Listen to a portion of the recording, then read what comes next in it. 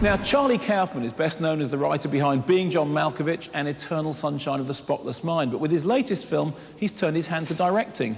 I went to meet him. So, here we are. This is going to be tough. Apparently, he doesn't like doing interviews at all. There's Lee. Nice room. Try and get inside his head anyway. Oh, hi, Charlie. Hi, Mark.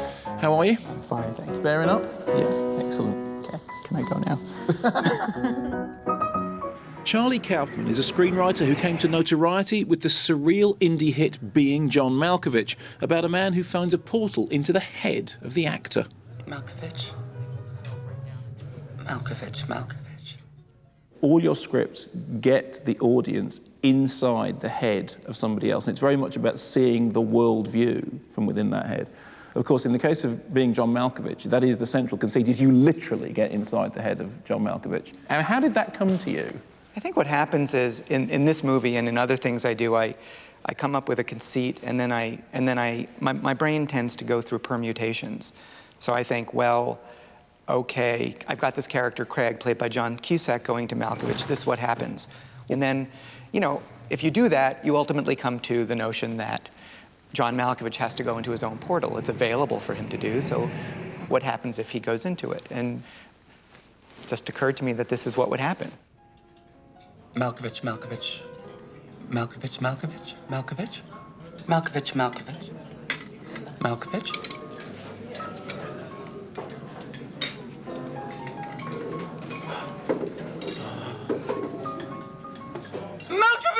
I try to write where I am.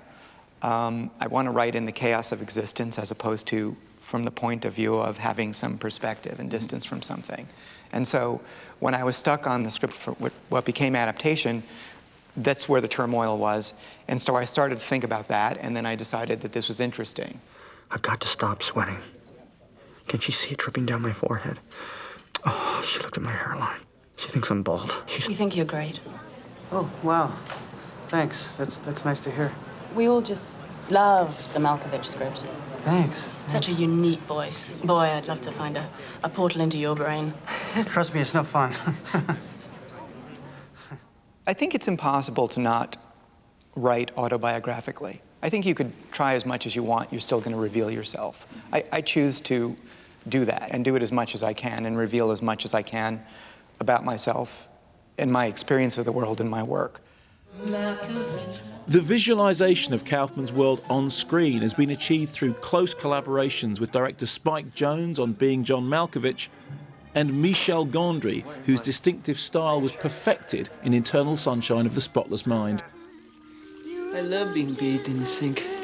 Such a feeling of security. I've never seen you happier, baby Joel. You've had this great relationship with Spike Jonze and Michelle. What is it about them that you got from that collaborative process, and why those two people?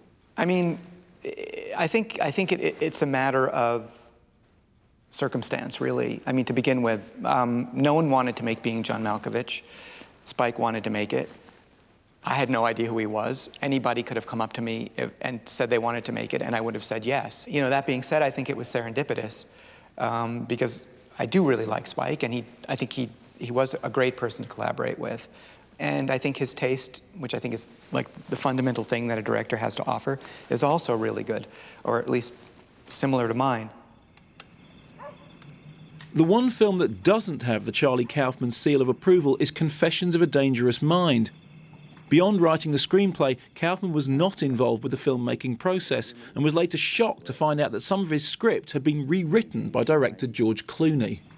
Why are you here, Jim? We need you to find the mole and take him out. And then there is a bad experience in that you worked with George Clooney, and that level of collaboration didn't happen because.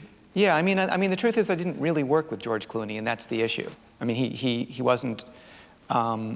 He was interested in doing what he was interested in doing, and I think that that kind of left me out. I felt like he was not interested in why I wrote it. You know, I think if you've got 30 writers and it's clearly a piece of junk, then okay, fine. But if you've got a piece of work that's someone's work, to not ask what they think seems foolish. I can't imagine doing that as a director. Kaufman doesn't have to worry about this with his latest film, Synecdoche, New York, because he's opted to direct the screenplay himself. Thanks for getting me in right away. It's been described as 200% Kaufman. Was it the bump to the head? No.